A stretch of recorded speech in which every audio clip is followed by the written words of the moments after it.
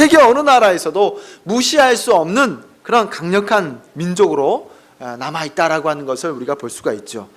우리가 예배를 통해서 말씀을 받는데 그렇게 말씀을 받게 되어지면 우리가 이 말씀을 어떻게 내 삶 가운데 적용할 것인가라고 하는 것을 고민해 봐야 되는 거예요.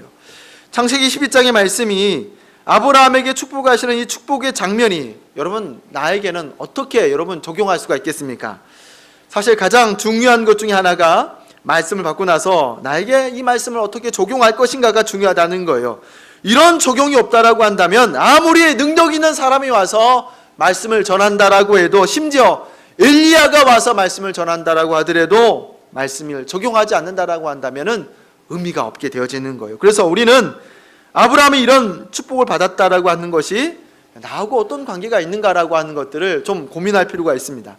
여러분, 관계가 있습니까? 없습니까? 없으면 없는 것으로 끝나는 거예요. 그런데 그것을 억지로라도 이 축복이 나하고는 어떤 관계가 있는가라고 하는 것을 발견하고 적용한다라고 한다면은 하나님께서 저와 여러분에게 이 은혜를, 또 새로운 은혜를 허락하실 줄로 믿습니다. 먼저 아브라함이 이렇게 축복을 받은 것이 나하고 어떤 관계가 있겠습니까? 아브라함의 복의 근원이 되어서 아브라함을 통하여서 예수 그리스도께서 오셨다라고 하는 것은 분명 저와 여러분에게 복이 되어집니다. 아브라함을 통하여서 예수 그리스도께서 아담 때부터 오는 그 원죄를 해결하시고 하나님의 나라로 이렇게 우리를 이끄시니 구속의 은혜가 있다라고 하는 것은 나와 결코 끊을 수 없는, 또 끊어서는 안 되는 은혜가 분명합니다. 또 어떤 관계가 있을까요? 3절에서 축복하는 자가 축복을 얻고 저주하는 자가 저주를 얻는다라고 하였으니까 어찌되었든지 간에 저주가 아니라 축복하는 자로서 우리가 복을 얻어야 되겠다라는 것을 발견할 수가 있죠. 근데 가장 결정적인 것이 뭐냐? 나에게도 이 아브라함의 은혜를 허락해 주십시오라고 구함이 있어야 하겠습니다. 우리가 말씀을 보게 되어지면 하나님께서는요, 찾아오시는 분이십니다. 찾아오셔서 만나주시는 분이 여호와 하나님이시라는 거예요. 이스라엘 백성들에게 있어서 하나님의 그 가지고 있는 그 개념이라고 하는 것은 하나님은 찾아오시는 하나님이시라는 거예요.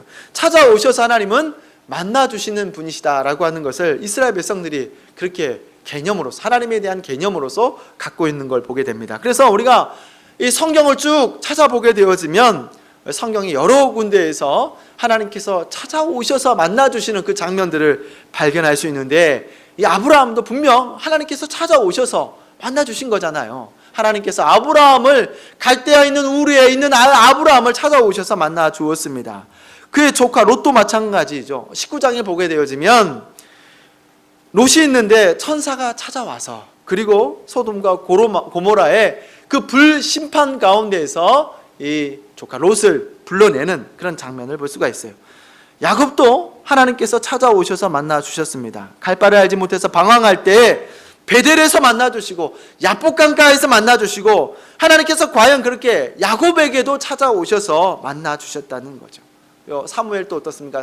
사무엘도 그가 그렇게 하나님 앞에 불리움 받았다는 거예요. 3번씩이나 하나님께서 부르셔서 찾아오셔서 만나 주시는 그 하나님을 우리가 볼 수가 있습니다. 이게 구약만 그러는 것이 아니라 신약도 마찬가지죠. 신약. 여러분, 예수님께서 이 땅에 찾아오셨습니다. 그리고 예수님께서 그의 제자들을 찾아다니시면서 부르셨다라고 하는 사실인 거예요. 그리고 오늘날 저와 여러분도 마찬가지입니다. 주님께서 찾아오셔서 우리를 만나주시고 찾아오셔서 우리의 소리에 귀를 기울이시는 줄로 믿습니다. 그래서 중요한 것은 우리가 그의 음성을 듣는 것이 중요하다는 거예요. 비록 창세기 12장에는 지금 약 4,000년 전에 그 사건이긴 하지만은 그 말씀은 오늘 나에게 말씀하시는 하나님의 말씀이 됩니다. 그래서 우리는 하나님, 나도 아브라함에게 주신 복을 허락해 주십시오 라고 그렇게 상관 있게 연결할 수가 있습니다. 주님, 나도 만나주셔서 민족을 이루게 해주십시오. 내 이름도 별과 같이 빛나게 해주십시오 라고 구할 수가 있습니다. 왜 아브라함만 만나주십니까? 나도 만나주십시오 라고 구할 수가 있는 겁니다. 여러분, 이렇게 아브라함을 만나주시는 것처럼 나도 만나주십시오 라고 하는 것은 결코 하나님께 불손한 게 아닌 거예요. 하나님께서는 누구든지 만나주시기를 원하시는 분입니다. 만나서 대화하시고 나누시기를 원하시는 분이 여호와 하나님이 되신 줄로 믿습니다. 우리가 새벽에 창세기의 말씀을 읽고 있는데요, 창세기 16장을 보게 되어지면 하갈이라고 하는 여인이 나와요. 이 하갈은 아브라함의 아내 사레의 몸종입니다. 16장에 보게 되어지면 하나님께서 이 사례의 몸종 하갈을 만난다는 거지요. 여러분이 하갈이 어떤 사람입니까? 그냥 몸종입니다. 몸종, 하찮은 사람입니다. 별 볼 일 없는 사람입니다. 그런데 놀랍게도 하나님께서 이 하갈을 만나 주셨다는 거예요. 그리고 이 하갈에게 아브라함에게 허락하였던 약속했던 그 약속을 허락하시는 데에 16장 10절의 말씀을 우리 같이 한번 읽어볼까요? 시작. 여호와의 사자가 내가 내 자손으로 크게 번성하여 그 수가 많아 셀 수 없게 하리라. 아멘. 여러분, 사실 이 16장에서 하갈이 이 사례로부터 괄세를 받아서 내가 광야에서 죽겠다 하고 광야로 나갔던 그런 장면 가운데서 하나님께서 하갈을 만나 주셨다는 거예요. 그리고 그 만났던 우물을 뭐라고 얘기합니까? 부엘라 헤로이라고 그렇게 이름을 짓게 되어져요. 이 이름의 의미는 내가 하나님을 만나게 되었다라고 하는 그런 의미를 가지고 있습니다. 저는 이 말씀을 묵상하는 가운데 제게 주는 감동이요, 하나님은 보편적 하나님이라는 거예요. 누구에게나 만나주신 하나님, 아브라함의 하나님, 이삭의 하나님, 다윗의 하나님, 누구에게나 하나님이시구나라고 하는 것을 이 하갈을 만나주신 하나님을 통하여서 발견하게 되어집니다. 이스라엘 백성들이요, 기도 가운데 자주 부르는 이름이 있습니다. 아브라함의, 이삭의, 다윗의 하나님 하고 그렇게 부르짖는데요, 기도할 때 그렇게 부르짖으면서 기도합니다. 이렇게 아브라함을 부르고 이삭을 부르고 다윗을 부르는 이유가 무엇이겠습니까? 그렇게 개인을 만나 주셨던 것처럼 주님, 나도 만나 주십시오, 내 기도도 들어 주십시오라고 하는 의미를 갖습니다. 그렇습니다. 우리도 좀 모방할 필요가 있는 거예요. 우리도 기도할 때 아브라함의 하나님, 이삭의 하나님, 다윗의 하나님, 준무기의 하나님 하고 그렇게 접근할 필요가 있다는 거예요. 하나님께서는 그렇게 만나 주셨던 것처럼 나도 만나 주십시오 라고 하는 그런 구함이 있어야 될 줄로 믿습니다. 그렇습니다. 우리는 하나님의 그 보편적 은혜에 당연히 해당된 존재입니다. 누구든지 받을 수 있고 누릴 수 있는 것이 그 하나님의 보편적 은혜라 할 수가 있습니다. 근데 사람들이 그 은혜를 누리지 못하는 거예요. 이유야 뭐 여러 가지를 이야기할 수가 있겠지요. 그런데 분명 그 이유의 가장 큰 배경은 무엇일까요? 저는 악한 마귀의 역할이라고 생각합니다. 하나님과 우리의 관계를 끊임없이 악한 마귀는 단절하려 합니다. 여러분, 악한 마귀는 끊임없이 하나님과 인간의 관계를 그렇게 단절하는 자라는 거예요. 하나님 앞에 서야 하는 우리에게 수치심을 주고 자존감을 떨어뜨리고 참소하는 자로서 늘 그렇게 역사하는 악한 영이라 할 수가 있습니다. 제가 어릴 때요, 관심을 많이 받고 자라지 못했습니다. 그래서 결핍이 좀 없지 않아 있는 것 같아요. 일단은 저희 가족이 많아요. 형제들이 사남매가 되어지니까 부모님께 제가 좀 관심을 좀 덜 받았다는 그런 느낌을 받았어요. 또 그때는 굉장히 부모님께서 바쁘셨습니다. 사는 게 바쁘니까 자녀들에게 관심을 가질 여력이 없는 거죠. 그렇게 관심을 못 받고 자라서 그런지 누군가가 이렇게 저에게 관심을 이렇게 보이면은 굉장히 이게 불안한 그런 마음들이 있더라고요. 이렇게 관심을 받지 못한 제가 위로가 되어지는 사건을 한번 경험한 적이 있었는데요. 제가 초등학교 3학년에서 4학년 그 사이에는 이제 부모님께서 너무 바쁘셔서 할머니, 할아버지 밑에서 자랐던 그런 시간이 있었습니다. 제가 자란 이 담양군 오길이라고 하는 것은요, 굉장히 외진 곳이에요. 가게가 없습니다. 그래서 어렸을 때는 가게를 전방이라고 부르더라고요. 전방, 혹시 아십니까? 전방, 이 구명 가게이죠. 근데 뭔 물건을 이렇게 하나 사려고 하면은요, 전방까지 한 20분은 좀 걸어서 나가야 되는 거예요. 저희 걸음으로 20분은 갔다가 또 다시 20분을 하면 40분 정도는 걸리는 거죠. 하루 이렇게 왔다 갔다 그렇게 가야 되는 겁니다. 근데 저희 할아버지께서 대단히 애연가셨어요. 담배를 굉장히 즐겨 피셨는데요, 담배가 떨어지면 참지를 못하셨어요. 그래서 늦은 밤 시간이라도 그 사랑하는 손주를 시켜서 담배를 사오라고 그렇게 심부름을 시킵니다. 그럼 제가 가서 사와요. 근데 여름은 그래도 이렇게 왔다 갔다 할 만합니다. 근데 겨울은 정말 추워서 가기 싫은데 또 할아버지께서는 사랑하는 손주에게 보내요. 추운 겨울에 꽁꽁 그렇게 싸매어가지고 담배 사와라 그래가지고 담배 심부름 갔습니다. 여러분, 이 담양이 지금도 그렇지만은요, 그때는 대나무가 참 더 많았어요. 그래서 밤이 되면 대나무 숲 앞을 이렇게 항상 지나가야 되는 거예요. 그 대류변의 옆쪽에 대나무 숲이 굉장히 많이 우거져 있었는데 그 옆을 그렇게 지나갑니다. 그럼 거기다가 바람이라도 불면은요, 대나무 잎끼리 서로 이렇게 부딪히잖아요. 이런 소리가 들립니다. 얼마나 무섭겠어요. 어린 나이인데. 그래도 지금은 가로등이라 했는데 그때는 가로등도 없었어요. 그냥 그 대나무 숲 앞을 지나가려면은요, 뒤에서 누가 막 잡아 당기는 것 같아요. 이렇게 아무도 없는데 누가 뒤를 막 자꾸 잡아 당기는 그런 느낌이 듭니다. 근데 그 자리를 지나가려 그러면은 하지 말라 그래도 기도가 막 나와서 기도하면서 막 거기를 뛰어서 지나갔던 그런 기억이 있습니다. 추운 겨울이라도 막 땀 매면서 막 그렇게 뛰어갔다 왔던 그런 기억이 있습니다. 근데 어느 날이었어요. 그날도 마치 이렇게 추워지기 시작하는 겨울이었던 것으로 기억이 되어지는데, 그렇게 옷을 꽁꽁 싸매고 담배 씨름부름을 가려고 그렇게 하는데, 그날 따라서요, 이 보름이 얼마나 큰지, 얼마나 그렇게 밝은지, 이 환한 밝은 그 보름달이 제 뒤를 이렇게 따라오는 겁니다. 너무 신기하더라고요. 그때 기억이 얼마나 그래 따뜻했는지 모릅니다. 아무도 나를 특별하게 여기지 않은데 저 하늘의 그 달림이 나를 따라다니는 겁니다. 그때 왠지 내가 좀 특별한 존재다라고 하는 그런 느낌들이 들더라고요. 근데 지금 와서 생각하면 참 우스운데, 달이 나를 따라다닌다라고 하는 것이 대단한 일이라서 한동안 달이 나를 따라다닌다라고 하는 그 사실을 비밀로 했습니다. 사람들이 이 사실을 알면 안 될 것 같은 그런 느낌이 들더라고요. 근데 어느 날 한 번은 친구에게 이 사실을 이야기해 줬어요. 야, 달이 나를 따라다닌다? 라고 그렇게 얘기했더니 그 친구가 충격적인 말을 하더라고요. 자기도 달이 따라다닌다는 거예요. 나도 달이 따라다녀. 알고 보니까 다른 친구한테 물어보니까 다른 친구도 달이 나를 따라다녀 라고 그렇게 얘기를 하더라는 겁니다. 저는 이 달림을 경험하면서 그래도 그 순간만은 나 세상에서 참 특별한 존재구나라고 하는 것을 이렇게 경험했습니다. 정말 뭔가 특별한 능력자이고 뭔가 남다른 특별한 사람인 줄 알았다는 거예요. 근데 제가 예수 그리스도를 인격적으로 경험한 후에 그 사실이 정말 정답이었다는 거죠. 그렇습니다. 적어도 세상의 중심은, 아무리 내가 못났어도 세상의 중심은 여러분 내가 되어서 돌아가는 걸 우리가 압니다. 혹시 여러분 외국에 나가서 지도를 살 일이 있다라고 한다면 그 지도를 한번 자세히 살펴보시기 바랍니다. 중국에 가서 중국의 지도를 살펴보면요, 중국이 그 지도의 한 가운데 있다라고 하는 거예요. 미국도 마찬가지입니다. 미국에 가서 지도를 사면 미국이 한 중앙에 있는 것을 보게 되어져요. 여러분 우리나라도 마찬가지입니다. 지도를 사서 보게 되어지면 지도가 그 중심에 바로 대한민국이라는 거예요. 어떤 목사님께서 그런 말씀합니다. 세상에 단 한 사람, 나 혼자가 이 세상에 있다 하더라도 예수 그리스도께서는 이 나라는 존재를 위해서 십자가에 죽으셨을 것이다 라고 그렇게 합니다. 그렇습니다. 이는 분명한 사실인 줄로 믿습니다. 왜 그렇습니까? 나는 나에게 있어서, 나는 하나님에게 있어서 너무나 중요한 존재이기 때문이라는 거예요. 나는 하나님 앞에서 정말 중요한 존재가 맞습니다.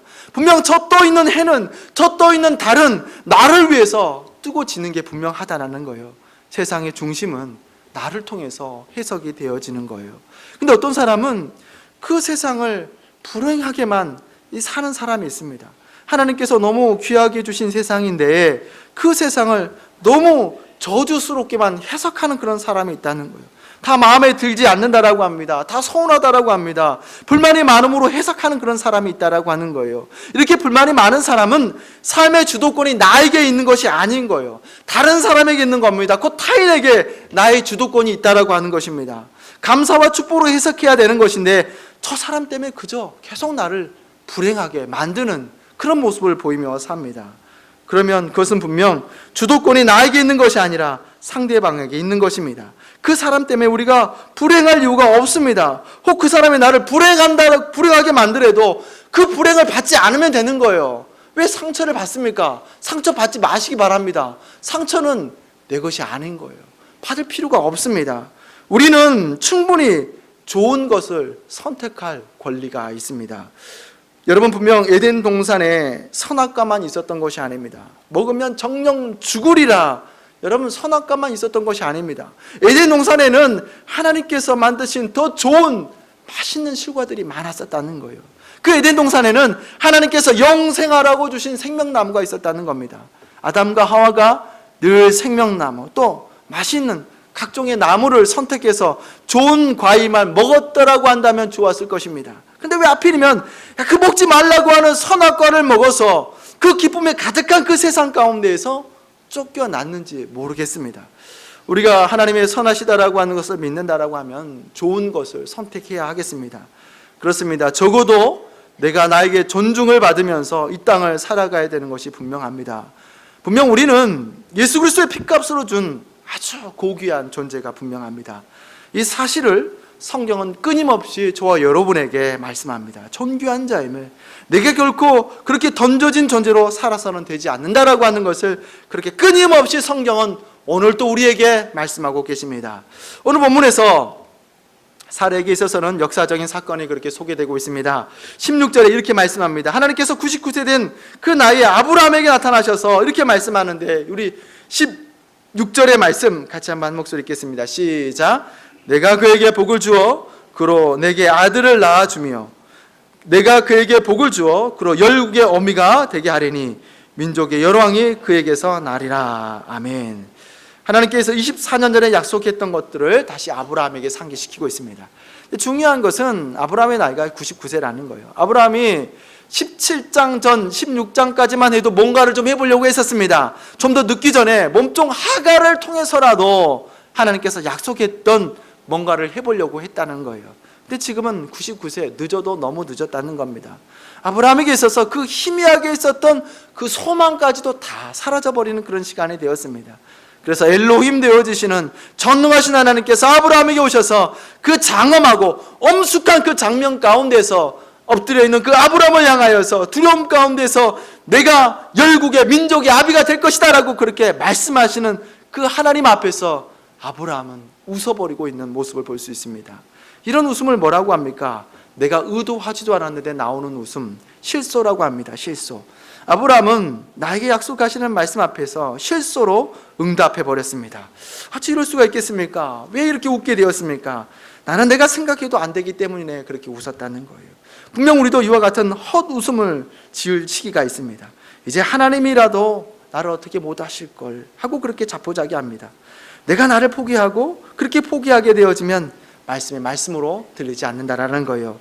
오늘 이 시대는 참 좋은 시대입니다. 인터넷이 참 발달이 되어서 지금도 인터넷을 보게 되어지면 쭉 같은 목사님들의 말씀이 쏟아져 나오는 거죠. 심지어 이미 주님의 품에 안기우신 옥하는 목사님, 고 하용조 목사님, 이런 목사님들도요, 쳐서 클릭만 하면은 바로 송환이 됩니다. 이렇게 수준 높은 설교를 듣게 되니까요, 웬만한 말씀으로 은혜를 받지 못해요. 이런 현상은 여러분 그렇게 좋은 현상이 아닙니다. 사람이 가지고 있는 쾌락 중에요, 지식의 쾌락이 있습니다. 삶의 쾌락이지요. 그런데 하나님의 말씀이 지적인 만족을 위해서 있어야 하는 것이겠습니까? 말씀은 우리에게 살라고 주시는 거예요. 암으로 말미암아 삶으로 도전하라고 주시는 것이 하나님의 말씀이 되어집니다. 하나님, 내가 99세입니다. 어떻게 내가 자식을 낳겠습니까? 하고 그렇게 아브라함은 실수하게 되었습니다. 이 실수는 분명 하나님을 향한 불신입니다. 그 불신을 확인시켜 주는 것이 18절의 말씀, 우리 18절의 말씀을 같이 한 목소리 읽겠습니다. 시작. 아브라함이 이에 이스마엘이나 하나님 앞에 살기를 원합니다. 주님, 내가 24년을 기다렸습니다. 주님께서 저에게 약속하신 그 약속을 믿고 24년이나 기다렸습니다. 이제 방법이 없습니다. 이젠 틀렸습니다. 그냥 어떻게 이스마엘에게라도 그런 복을 주십시오 라고 그렇게 이스마엘을 이야기하고 있는 아브라함의 모습을 보습니다. 분명 이런 모습은 믿음의 조상이란 말을 어울리지 않는 단어이죠. 아브라함, 믿음의 조상이 아닙니다. 적어도 믿음의 조상이라고 한다면은 끝까지 하나님을 바라봐야 되는 것입니다. 한 노숙자가 있었습니다. 이 노숙자가 구걸을 하면서도 그래도 이렇게 희망이라고 하는 게 있어서 복권을 이렇게 한 달에 한 번이라도 고이고이 사서 기대 반 믿음 반으로 복권 추첨이 있는 날이면 노상 TV에 앉아서 숫자를 맞춰 보았습니다. 당첨을 기다렸습니다. 근데 웬일입니까? 첫 번째 번호가 맞았습니다. 두 번째 번호가 맞습니다. 세 번째, 네 번째, 다섯 번째, 여섯 번째, 몇 번째까지 있습니까?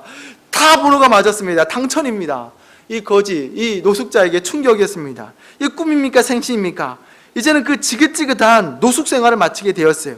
이제는 나는 거지가 아니다. 나도 이제 떵떵거리며 살겠다. 이렇게 흥분된 마음으로 당첨된 돈을 찾으러 가는 길, 다리를 건너는데 이 익숙한 다리 앞에서 그동안 노숙자로 살면서 받았던 그 서러움들이 주마등처럼 쫙 하고 지나가는 겁니다. 그래서 그 서러움에 북받쳐서 그동안 생명처럼 여겼던 깡통을 강물을 향하여서 힘차게 던졌습니다. 이제 나도 거지 끝이다 하고 그렇게 던지는데 아뿔싸 내 복권 그 깡통 안에 복권이 들어 있었던 것입니다. 그렇게 깡통은 거지의 손을 벗어나서 저 멀리 날아가 버린 것입니다. 우리가 끝까지 붙잡아야 될 것이 무엇입니까? 돈입니까? 명예입니까? 권력입니까? 자존심입니까? 우리가 끝까지 붙잡아야 되는 것은 하나님을 믿는 믿음입니다. 하나님은 우리를 끝까지 만나주시기를 원합니다. 이렇게 만나주시기를 원하시는 하나님 앞에서 우리는 흔들리지 말아야 하겠습니다. 하나님은 아브라함의 실소를, 사레의 실소를 아브라함 나이 100세 때에 그의 아들 이삭이라고 하는 이름, 웃음이라고 하는 이름의 그 이름으로 응답하시게 되어지신 걸 볼 수 있습니다. 제가 이 말씀을 준비하면서 자꾸 떠올려지는 찬양이 있었습니다. 그것은 세상 흔들리고 사람들은 변하여도 나는 주를 신뢰해. 주님의 사랑은 영원히 변하지 않네. 나는 주를 신뢰해.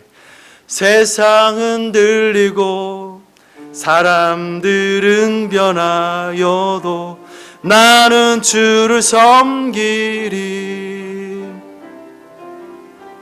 주님의 사랑은 영원히 변하지 않네. 나는 주를 신뢰해. 우리 한 번 더 고백해 볼까요? 세상 흔들리고 사람들은 변하여도 나는 주를 섬기리. 주님의 사랑은 영원히 변하지 않네. 나는 주를 신뢰해. 오직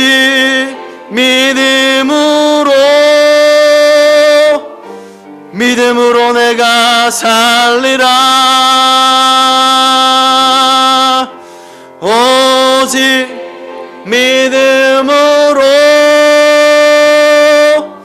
믿음으로 내가 살리라. 믿음 흔들리고 사람들 주를 떠나도 나는 주를 섬기리. 주님의 나라는 영원히 쇠하지 않네. 나는 주를 신뢰해. 아멘. 오직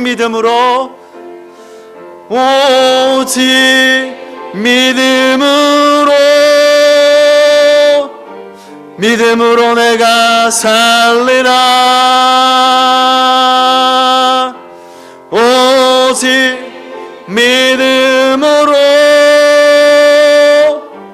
믿음으로 내가 살리라. 아멘. 그렇습니다. 우리가 붙잡아야 되는 것은 하나님께서 나를 지키시는 분이십니다. 하나님은 오늘도 살아계셔서 나와 함께 하십니다. 내가 그 하나님을 믿습니다 하는 믿음으로 살아가야 하겠습니다. 우리가 살아가면서 후회할 것들이 많이 있습니다. 근데 후회할 것들을 돌이켜보게 되어지면 돌이킬 수 없는 것들을 후회하는 경우들이 많이 있다는 거예요. 우리는 신앙이 후회가 되어서는 안 되겠습니다. 더 특별히 그 후회가 하나님 앞에서 후회라고 한다면 더 의미가 없는 줄로 믿습니다. 이 새해 이제 깊은 잠에서 깨어서 신앙의 옷깃을 다시 어미기를 원합니다. 남자답게 굳게 허리띠를 굳게 하셔서 하나님 앞에서 기쁨의 웃음을 지을 수 있는 저와 여러분이 되시기를 주님의 이름으로 축원합니다. 기도하겠습니다. 아버지 하나님,